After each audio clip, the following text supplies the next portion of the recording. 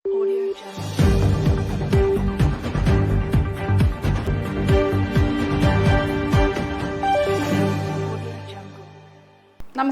Indian people ടിവിയിലേക്ക് സ്വാഗതം. പ്രധാന വാർത്തകൾ.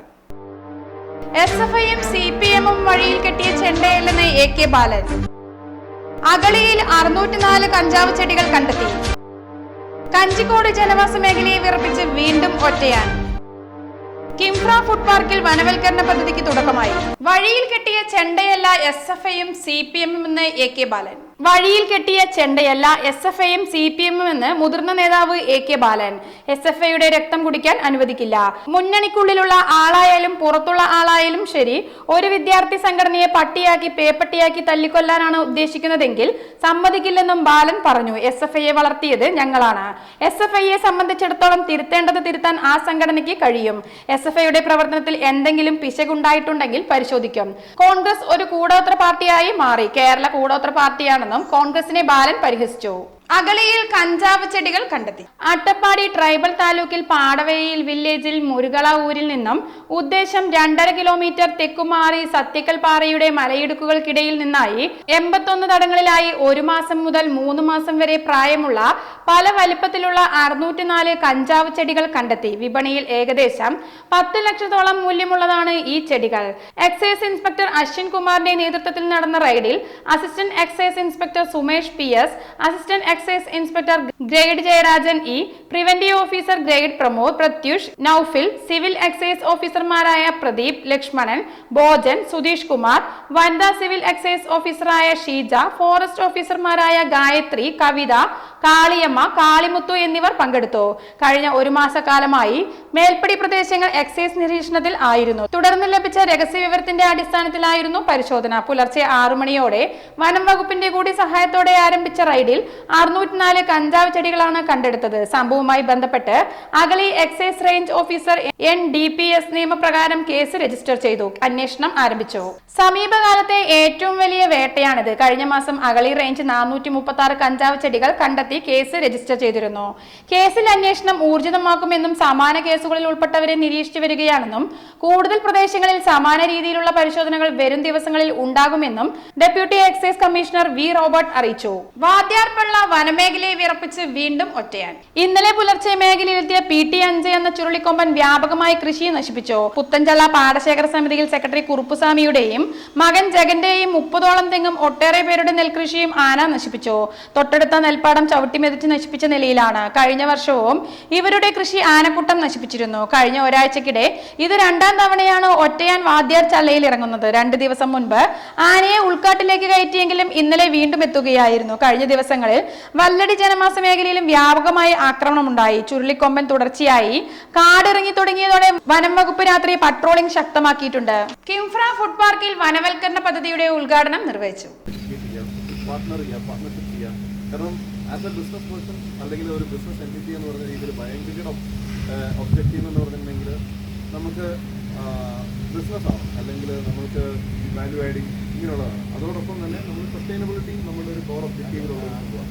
അപ്പോൾ അതിലേക്ക് എങ്ങനെ ഇതിന് നമുക്ക് നമ്മളുടെ അറിവുകൾ പരിമിതമാണ്. പക്ഷേ ഫോറസ്റ്റ് ഡിപ്പാർട്ട്മെൻറ്റും അല്ലെങ്കിൽ മറ്റ് ഡിപ്പാർട്ട്മെൻറ്റുമായിട്ടൊക്കെ നമ്മൾ സംസാരങ്ങൾ നടക്കുന്നുണ്ട്.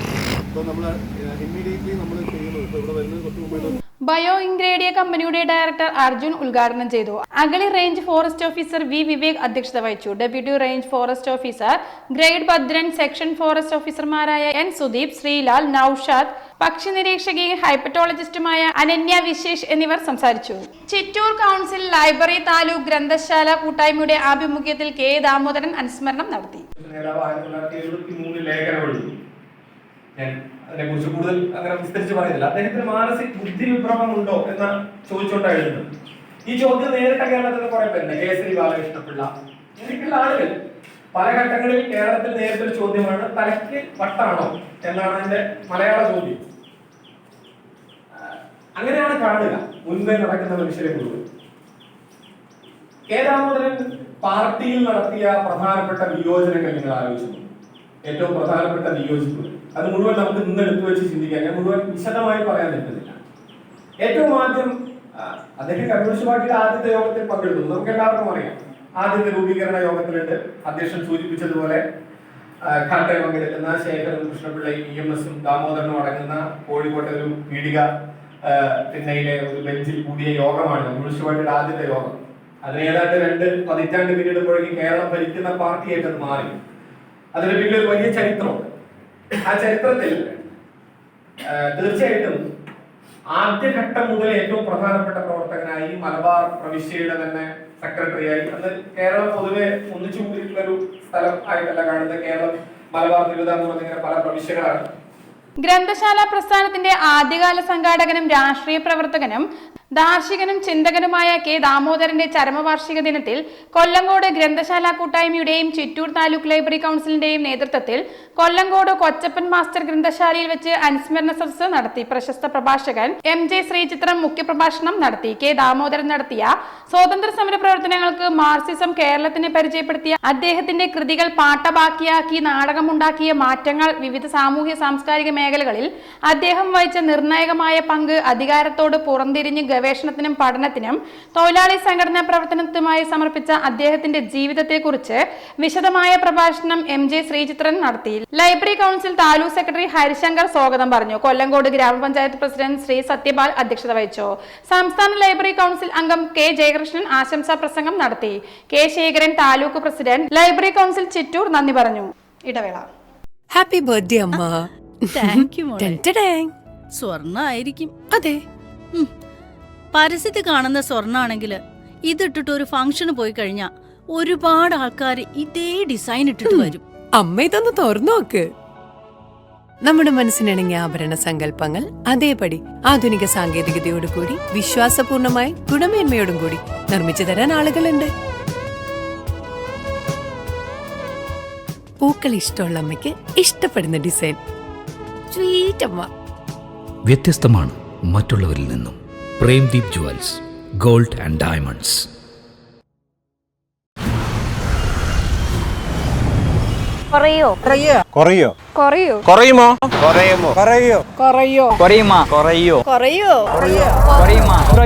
കുറഞ്ഞല്ലോ പാലക്കാട് പണിക്കൂലി. കേരളത്തിലെ ഏറ്റവും വലിയ ഹോൾസെയിൽ ജ്വല്ലറിയായ ട്രിനിറ്റി ഗോൾഡിന്റെ പാലക്കാട് ഷോറൂമിൽ നിന്ന് 100% 916 HUID സ്വർണ്ണാഭരണങ്ങൾ ഇനി നിങ്ങൾക്കും തൃശൂരിലെ അതേ ഫാക്ടറി വിലയിൽ സ്വന്തമാക്കാം. Trinity gold, near stadium bus stand, Palakkad. ഇതാണ് പണിക്കൂലി കുറഞ്ഞ പാലക്കാട്. ബഷീർ ദിനം വായനാമുറി ഉദ്ഘാടനം ചെയ്തു. മുഹമ്മദ് ബഷീറിന്റെ ഒരാൾ മരണപ്പെട്ടാൽ സാധാരണ ആയിട്ടുള്ള ആളുകളെ നമ്മൾ എന്ത് ചെയ്യും? ഒരു 6 മാസം 7 മാസം കഴിഞ്ഞാൽ നമ്മൾ മറന്നു ഇല്ലേ? 5 വർഷം 6 വർഷം കഴിഞ്ഞാൽ മുഖം തന്നെ നമ്മൾ മറക്കും.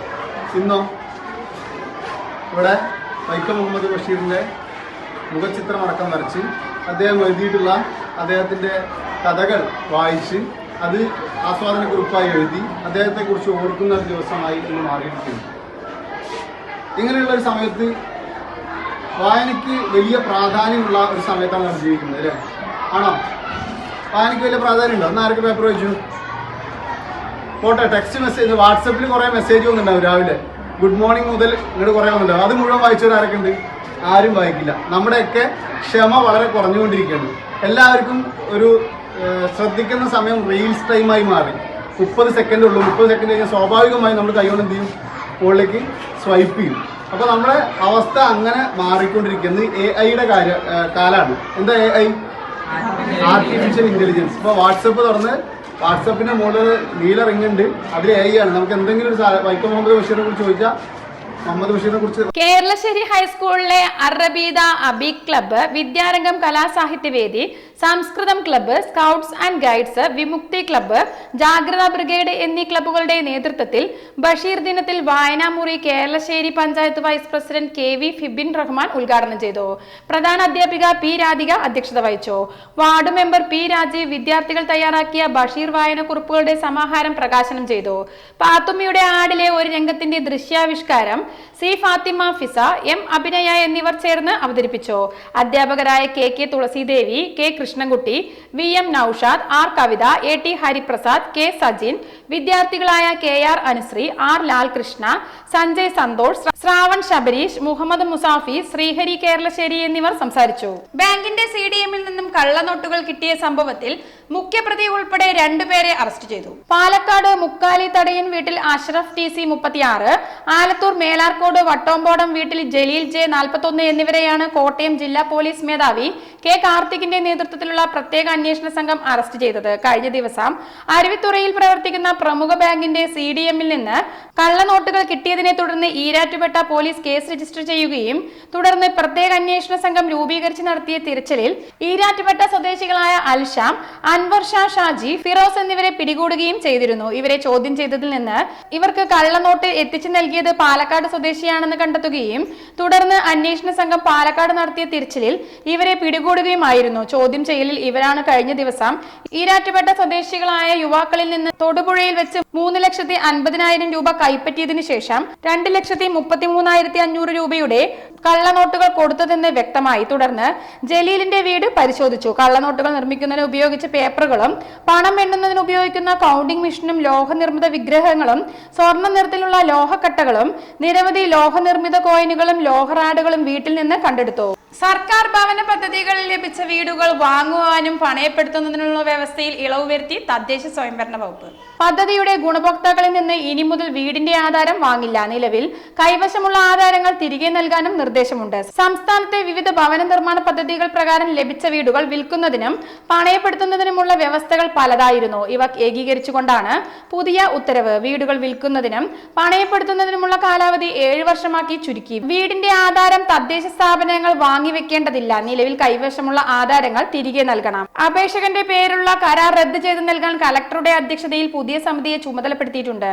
പുതിയ ഉത്തരവ് പ്രകാരം സർക്കാരിന്റെ ഭവന നിർമ്മാണ പദ്ധതിയിൽ വീണ്ടും പരിഗണിക്കാനുള്ള കാലാവധി 5 വർഷമാക്കി നിജപ്പെടുത്തുകയും ചെയ്തിട്ടുണ്ട്. ഇടവേള.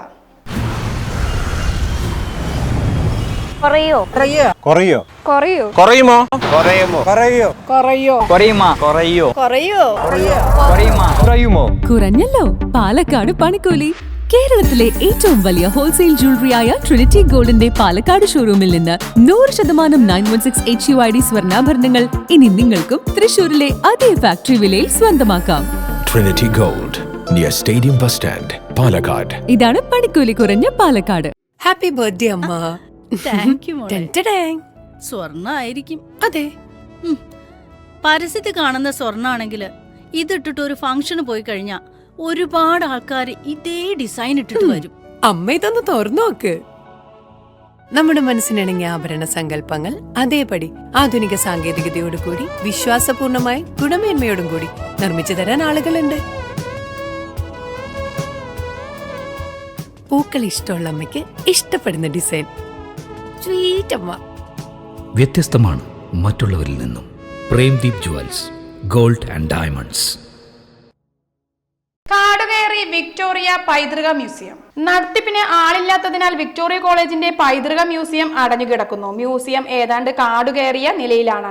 കഴിഞ്ഞ വർഷം മെയിൻ കോളേജ് റോഡിൽ ജില്ലാ കളക്ടറുടെ വസതിക്ക് സമീപം ആരംഭിച്ച മ്യൂസിയത്തിനാണ് ഈ അവസ്ഥ. ബ്രിട്ടീഷുകാരുടെ കാലത്തെ കെട്ടിടത്തിലാണ് പ്രവർത്തിക്കുന്നത്. ആഴ്ചയിൽ ബുധൻ, വെള്ളിയാഴ്ച ദിവസങ്ങളിൽ തുറന്നു പ്രവർത്തിക്കുമെന്നായിരുന്നു അറിയിപ്പുണ്ടെങ്കിലും അവധിക്കാലത്ത് അടഞ്ഞു തന്നെ കിടക്കുന്നു. കോളേജ് ക്ലാസുകൾ തുടങ്ങിയിട്ടും തുറക്കാൻ കഴിഞ്ഞിട്ടില്ല. വിക്ടോറിയ കോളേജിന്റെ 1887 മുതലുള്ള തിളക്കമാർന്ന ചരിത്രത്തിന്റെ ഏടുകൾ, പഴയ ആശയവിനിമയ സംവിധാനങ്ങൾ, ലാബുകളിലെ പഴയ ഉപകരണങ്ങൾ, കാർഷിക മേഖലയിലെ മുൻകാല സംവിധാനങ്ങൾ തുടങ്ങി ഒട്ടേറെ വസ്തുക്കൾ ഇതിനകത്തുണ്ട്. വിദ്യാർത്ഥികൾക്കും ചരിത്ര സ്നേഹികൾക്കും അറിവ് നൽകുന്ന വസ്തുക്കളാണ് ഓരോന്നും. പരിപാലനം ഇല്ലാതായതോടെയാണ് കെട്ടിടം കാടുകയറിയത്. കോളേജ് ചരിത്ര വിഭാഗം മേധാവിക്കാണ് മ്യൂസിയം ചുമതല. കോളേജിലെ തിരക്കുകളിൽ വകുപ്പിന് ഇതിന്റെ മേൽനോട്ടത്തിന് പലപ്പോഴും സമയം കിട്ടില്ല. മ്യൂസിയത്തിന് ഒരു ജീവനക്കാരെ നിയമിക്കണമെന്ന് വകുപ്പ് ആവർത്തിച്ചാവശ്യപ്പെട്ടിട്ടും നടപടിയുണ്ടായിട്ടില്ല. കോളേജ് പ്രവേശനവും അനുബന്ധ നടപടികളും കാരണമാണ് തുറക്കാത്തതെന്നും സ്ഥാപനം ഒരാഴ്ചക്കുള്ളിൽ പ്രവർത്തനം പുനരാരംഭിക്കുമെന്നും ചരിത്ര വിഭാഗം അധികൃതർ അറിയിച്ചു. പള്ളിപ്പുറം റെയിൽവേ സ്റ്റേഷനിൽ സ്റ്റോപ്പ് അനുവദിക്കണമെന്ന ആവശ്യം ശക്തമാവുന്നു. 2 ലക്ഷത്തിലധികം ജനസംഖ്യയുള്ള തൃത്താല നിയോജക മണ്ഡലത്തിലെ ഏക റെയിൽവേ സ്റ്റേഷനാണ് പള്ളിപ്പുറം. പക്ഷേ ഇവിടെ നിർത്തുന്ന ട്രെയിനുകളിൽ വിരലിലെണ്ണാവുന്നവ മാത്രം. തൊഴിലാളികളും വ്യാപാരികളും വിദ്യാർത്ഥികളും അടക്കം ഒട്ടേറെ യാത്രക്കാർ ആശ്രയിക്കുന്ന സ്റ്റേഷനാണിത്. പരുതൂരിന് സമീപമുള്ള തൃത്താല, തിരുവേഗപ്പുറ, പട്ടിത്തറ, ആനക്കര, നാഗാലശ്ശേരി, ചാലിശ്ശേരി പഞ്ചായത്തിലുള്ള യാത്രക്കാർക്ക് ഏറെ പ്രയോജനമുള്ള സ്റ്റേഷനാണിത്. തൃത്താല മേഖലയിലെ ആയുർവേദ കേന്ദ്രങ്ങളിലെത്താൻ ഏറ്റവും അടുത്ത സ്റ്റേഷൻ പള്ളിപ്പുറമാണ്. വിനോദസഞ്ചാര മേഖലയായ വെള്ളിയാങ്കല്ല് പൈതൃക പാർക്കും സ്റ്റേഷന് അടുത്താണ്. എന്നിട്ടും തീവണ്ടികൾക്ക് സ്റ്റോപ്പ് അനുവദിക്കാതെ പള്ളിപ്പുറം റെയിൽവേ സ്റ്റേഷനെ അവഗണിക്കുകയാണ്. ജനപ്രതിനിധികളുടെ ശക്തമായ ഇടപെടൽ ഉണ്ടായാൽ മാത്രമേ ഇവിടെ കൂടുതൽ ട്രെയിനുകൾക്ക് സ്റ്റോപ്പ് അനുവദിച്ചു കിട്ടൂ എന്നതാണ് നാട്ടുകാരുടെ വാദം.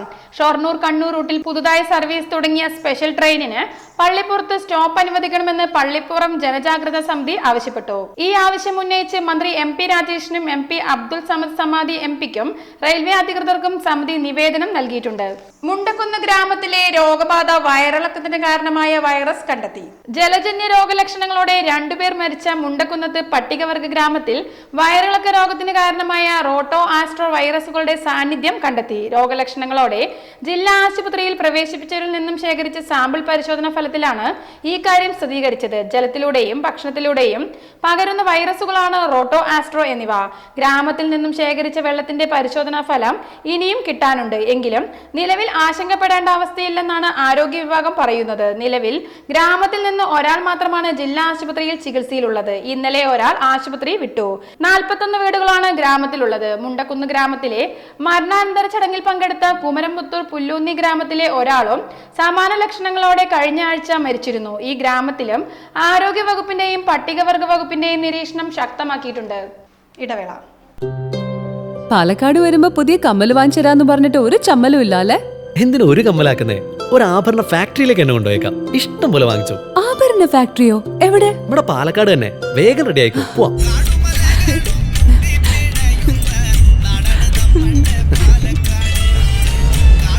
ഒരുപാട് ട്രഡീഷൻസ് ഉള്ള നാടാ പാലക്കാട്. ട്രഡീഷണൽ കളക്ഷൻസ് എനിക്ക് ഭയങ്കര ഇഷ്ടാ.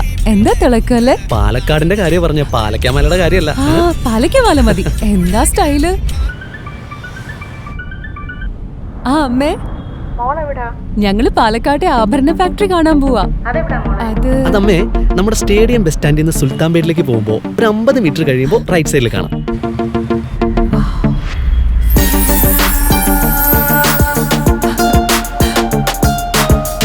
എന്താ സ്റ്റൈല്? കൊള്ളാലേ? Antique Chettinad temple light weight. ഏതാ വേണ്ടത്? എല്ലാം.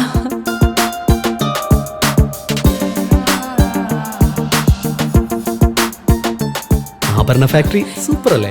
Trinity super.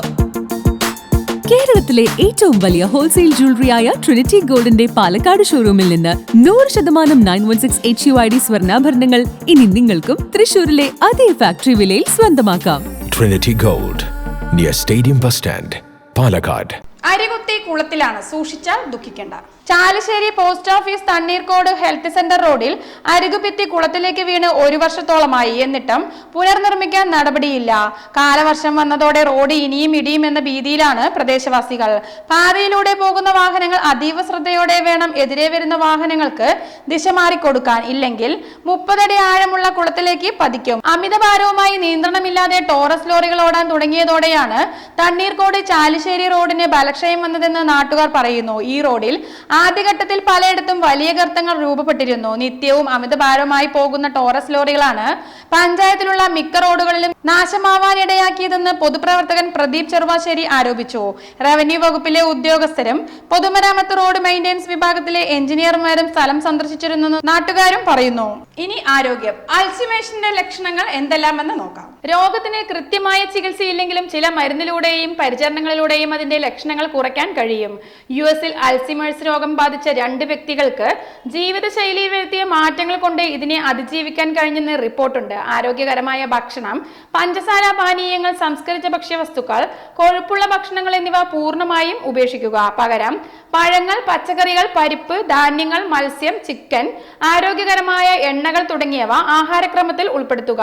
ഈ ആരോഗ്യകരമായ ഭക്ഷണക്രമം നിങ്ങളുടെ രക്തത്തിലെ പഞ്ചസാരയുടെ അളവ് സന്തുലിതമായി നിലനിർത്താൻ സഹായിക്കും. അതോടൊപ്പം തലച്ചോറിന്റെ ആരോഗ്യത്തെയും കാത്തുസൂക്ഷിക്കും. വ്യായാമം, ശാരീരിക വ്യായാമങ്ങൾ നിങ്ങളുടെ തലച്ചോറിന്റെ പ്രവർത്തനത്തിന് അത്യന്താപേക്ഷിതമാണ്. ദിവസേന കുറഞ്ഞത് 30 മിനിറ്റെങ്കിലും വ്യായാമം ചെയ്യുന്നത് ഉത്തമമായിരിക്കും.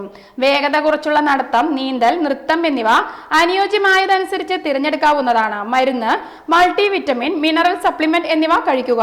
നിങ്ങളുടെ ശരീരം ശരിയായി പ്രവർത്തിക്കാൻ ആവശ്യമായ എല്ലാ പോഷകങ്ങളും ഇത് നൽകുന്നു. എന്നിരുന്നാലും ഏത് സപ്ലിമെന്റുകൾ കഴിക്കണമെന്നത് കൃത്യമായി മനസ്സിലാക്കാൻ ഒരു ഡോക്ടറെ സമീപിക്കേണ്ടത് പ്രധാനമാണ്. ശാന്തത പാലിക്കുക, ആഴത്തിലുള്ള ശ്വസന വ്യായാമങ്ങൾ, ധ്യാനം, യോഗ എന്നിവ സമ്മർദ്ദം കുറച്ച് നമുക്ക് ശരീരത്തിന് ആവശ്യമായ വിശ്രമം നൽകാൻ സഹായിക്കും.